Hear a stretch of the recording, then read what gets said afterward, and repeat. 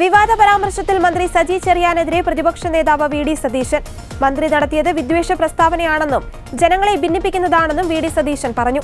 ആദ്യം A K ബാലൻ, ഇപ്പോൾ സജി ചെറിയാൻ. ഇരുവരുടേതും വർഗീയ വിദ്വേഷമുണ്ടാക്കുന്ന ആപൽക്കരമായ പ്രസ്താവനകളെന്ന് വി ഡി സതീശൻ പറഞ്ഞു.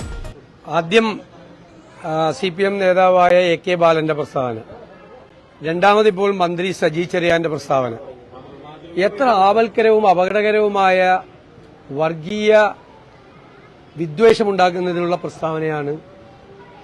ഭരണഘടനാ പ്രകാരം സത്യപ്രതിജ്ഞ ചെയ്ത് അധികാരത്തിലേറിയ ഒരു മന്ത്രി ചെയ്തിരിക്കുന്നത്. എന്താണ് ഇതിന്റെ ഉദ്ദേശം? ഞാൻ പറഞ്ഞത് ശരിവയ്ക്കുകയാണ്.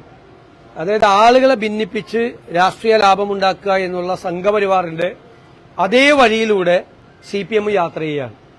അതിന് മുഖ്യമന്ത്രി കൊടപിടിച്ചു കൊടുക്കുകയാണ്. മുഖ്യമന്ത്രിയുടെ അറിവോടുകൂടിയാണ് ഈ രണ്ട് പ്രസ്താവനകൾ നടന്നിട്ടുള്ളത്. ബാലന്റെ പ്രസ്താവനയെ മുഖ്യമന്ത്രി ന്യായീകരിച്ചു. മന്ത്രിസഭയിൽ ഒരു അംഗം ഇതുപോലെ, കേരളത്തിന്റെ ചരിത്രത്തിൽ ഒരു അംഗം ഇതുപോലെ ഒരു വർഗീയ പ്രസ്താവന നടത്തിയിട്ടില്ല. ജയിച്ചു വരുന്ന ആളുകളുടെ മതം നോക്കാനാണ് പറഞ്ഞിരിക്കുന്നത്. എത്ര ക്രൂരമായ പ്രസ്താവനയാണ് ഇത്! കേരളത്തെ അപകടകരമായ നിലയിലേക്ക് എത്തിക്കും. നമ്മുടെ സംസ്ഥാനം ഉണ്ടാക്കിയ മൂല്യങ്ങൾ മുഴുവൻ കുഴിച്ചു മൂടപ്പെടും. വർഗീയത ആളിക്കത്തിക്കാൻ വേണ്ടി ഒരു തീപ്പൊരി വീഴാൻ കാത്തു നിൽക്കുന്നവരുടെ കൈകളിലേക്ക് ഒരു തീപ്പന്തമാണ് ഇവർ എറിഞ്ഞു കൊടുക്കുന്നത് എന്നിവർ തിരിച്ചറിയണം. എനിക്കൊരു കാര്യം പറയാനുണ്ട്.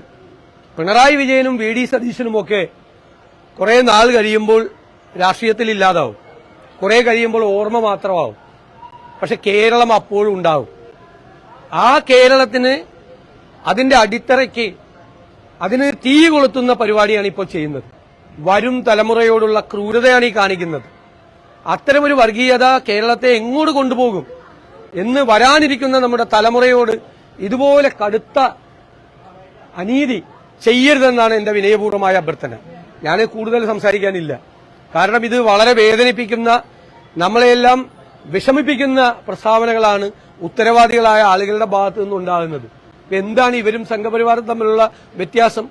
ഭരണകൂടത്തിൽ ഇരുന്നു കൊണ്ട് മന്ത്രിമാരുൾപ്പെടെയുള്ള ആളുകൾ ഇത് ചെയ്താൽ കേരളം എവിടെ എത്തിച്ചേരും എന്ന് തിരിച്ചറിയണം. ഇതാണ് എനിക്ക് പറയാനുള്ളത്.